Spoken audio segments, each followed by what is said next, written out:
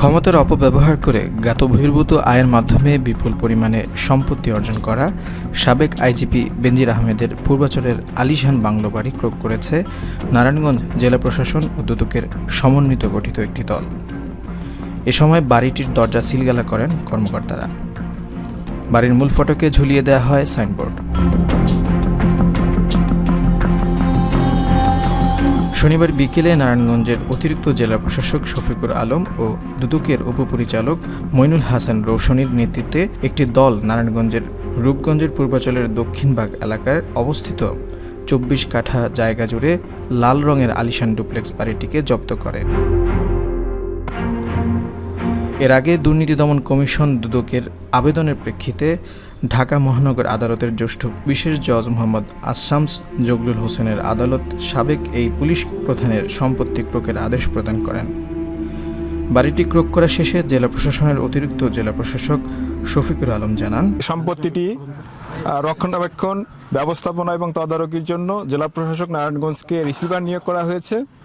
আমরা জেলা প্রশাসক ও বিজ্ঞ জেলা ম্যাজিস্ট্রেটের নির্দেশক্রমে আজকে এই সাবানা ইকো রিসোর্ট প্রাইভেট লিমিটেডের সম্পত্তিটি নিয়ন্ত্রণে নিলাম। আমরা এ সময় আমাদের সাথে দুর্নীতি দমন কমিশন জেলা কার্যালয়ের সম্মানিত উপপরিচালক, আমাদের রূপগঞ্জ উপজেলা সম্মানিত উপজেলা নির্বাহী অফিসার, সহকারী ডেপুটি কালেক্টর, অন্যান্য কর্মকর্তারা উপস্থিত ছিলেন।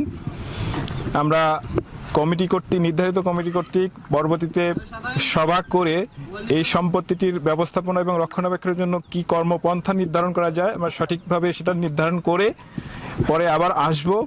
আপাত দৃষ্টিতে আমরা 2 তলা একটি ভবন পেয়েছি।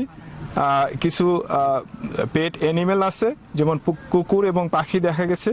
এখানে নিরাপত্তা প্রহরী যিনি 2 জন এখানে আছে তাদেরকে রাখা হলো। পাশাপাশি আমরা স্থানীয় মেম্বারের জিম্মায় আগামী সোমবার পর্যন্ত তার জিম্মায় এটা রাখা হলো।